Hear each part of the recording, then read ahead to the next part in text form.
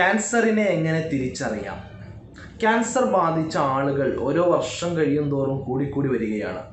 ഒരു വർഷത്തിൽ ഏകദേശം 1,40,00,000 ആളുകൾക്ക് ക്യാൻസർ ബാധിക്കുകയും അതിൽ 50% ആളുകൾ അഥവാ 70 ലക്ഷത്തോളം ആളുകൾ ക്യാൻസർ ബാധിച്ച് മരിക്കുകയും ചെയ്യുന്നുണ്ട്. ഇങ്ങനെ 50% മരണസംഖ്യ ഉള്ളത് കൊണ്ടാണ് എല്ലാ ആളുകളും ഇതിനെ വളരെ ഭീതിയോടുകൂടി കാണുന്നത്. എന്തുകൊണ്ടാണ് ക്യാൻസർ ഇത്രയധികം മരണസംഖ്യ കൂടുന്നത് എന്ന് ചോദിച്ചാൽ, ഭൂരിഭാഗം ക്യാൻസർ കേസുകളിലും രോഗികളിലും 3rd സ്റ്റേജ് അല്ലെങ്കിൽ 4th സ്റ്റേജ് ആയിട്ടുള്ള ക്യാൻസറുകളാണ് കണ്ടെത്താൻ കഴിയുന്നത് എന്നുള്ളതാണ്. വളരെ വേഗത്തിൽ തന്നെ 1st സ്റ്റേജിലും 2nd സ്റ്റേജിലൊക്കെ ക്യാൻസറുകൾ കണ്ടെത്തുകയാണെങ്കിൽ അതിനെ കൂടുതൽ ചികിത്സിക്കാനും വളരെ പെട്ടെന്ന് ആ രോഗിയെ സേവ് ചെയ്യാനും നമുക്ക് സാധിക്കും.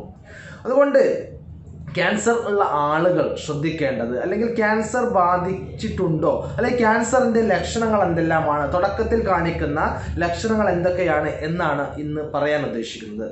ക്യാൻസറിന് പല ഘടകങ്ങളും പല കാരണങ്ങളുമുണ്ട്. എന്നിരുന്നാലും വളരെ പ്രധാനമായിട്ട് നമ്മുടെ ജീവിതശൈലി തന്നെയാണ് ക്യാൻസർ ഇത്രയധികം കൂടുന്നതിന് വേണ്ടിയിട്ട് കാരണമായിട്ടുള്ളത്. വളരെ പ്രധാനമായിട്ടുള്ള ഒരു 10 ലക്ഷണങ്ങളാണ് ക്യാൻസർ രോഗികളിൽ ആദ്യമായി കാണാൻ സാധ്യതയുള്ള കണ്ടുവരുന്ന 10 ലക്ഷണങ്ങളാണ് പറയാൻ ഉദ്ദേശിക്കുന്നത്. ആദ്യത്തെ ലക്ഷണം വിളർച്ചയാണ്.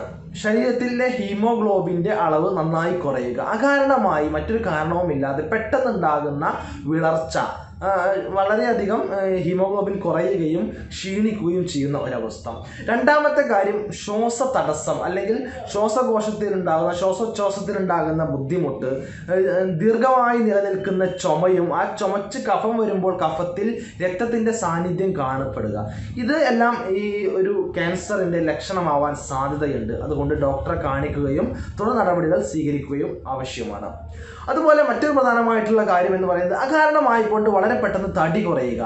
സാധാരണഗതിയിലുള്ള ഒരു മനുഷ്യൻ വളരെ പെട്ടെന്ന് മറ്റൊരു അസുഖങ്ങളോ കാരണമോ ഇല്ലാതെ വളരെ പെട്ടെന്ന് തടി കുറയുക, അത് കാരണം വളരെ ക്ഷീണിച്ച് ഒന്നും ചെയ്യാൻ കഴിയാത്തൊരവസ്ഥയിലേക്ക് അയാൾ മാറുകയാണെങ്കിൽ നമ്മളിത് ക്യാൻസർ ആണോ എന്ന് ഉറപ്പുവരുത്തുന്നതിന് വേണ്ടി ഡോക്ടറെ കാണണം, നിർദ്ദേശങ്ങൾ തേടേണ്ടതുണ്ട്.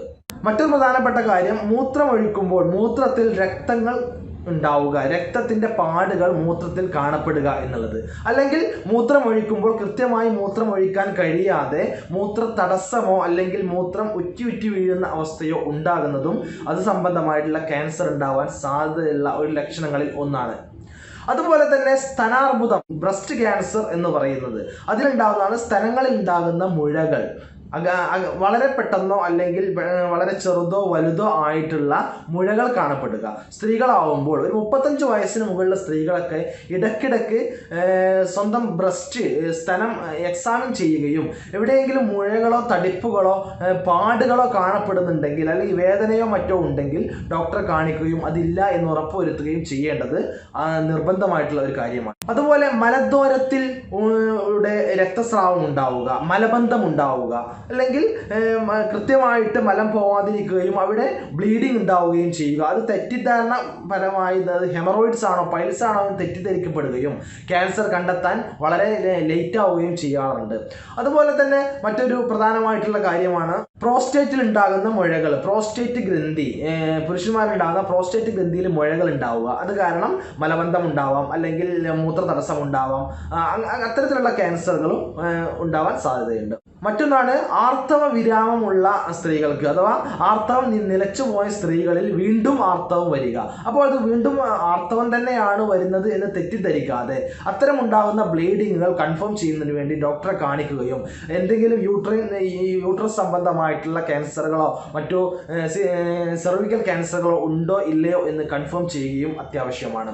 മറ്റൊന്ന്, ശരീരത്തിൽ തൊലിയിൽ കാണപ്പെടുന്ന മറുകുകൾ അഥവാ കാക്കപ്പുള്ളികൾ എന്നൊക്കെ പറയുന്നത് സാധാരണമായി കൊണ്ട് വലിപ്പം കൂടിക്കൂടി വരിക, സാധാരണ ഉള്ള വലിപ്പത്തിൽ അധികമായി വലിപ്പം കൂടിക്കൂടി വരിക, അതിൽ പ്രത്യേകതമായി എന്തെങ്കിലും കാണുക, അങ്ങനെയൊക്കെയാണെങ്കിൽ ഉടനെ ഡോക്ടറെ കാണുകയും അതിൽ എന്തെങ്കിലും ക്യാൻസർ സാധ്യതയുണ്ടോ എന്ന് കണ്ടെത്തുകയും ചെയ്യുക. ഉണ്ടെങ്കിൽ അതിന് ഉടനെ തന്നെ ചികിത്സിക്കുക.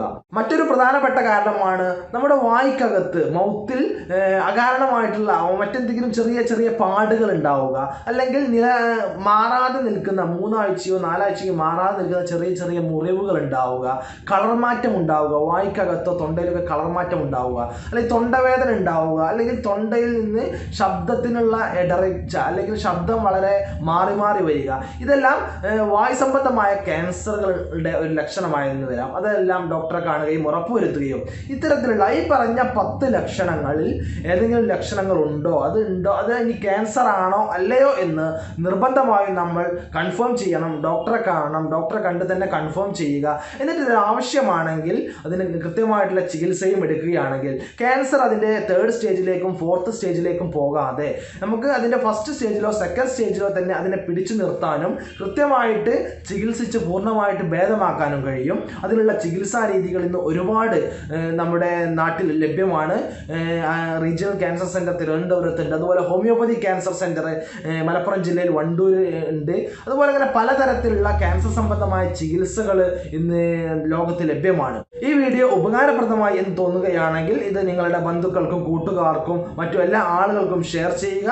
മറ്റൊരു വീഡിയോയുമായി നമുക്ക് വീണ്ടും കണ്ടുമുട്ടാം. നന്ദി, നമസ്കാരം.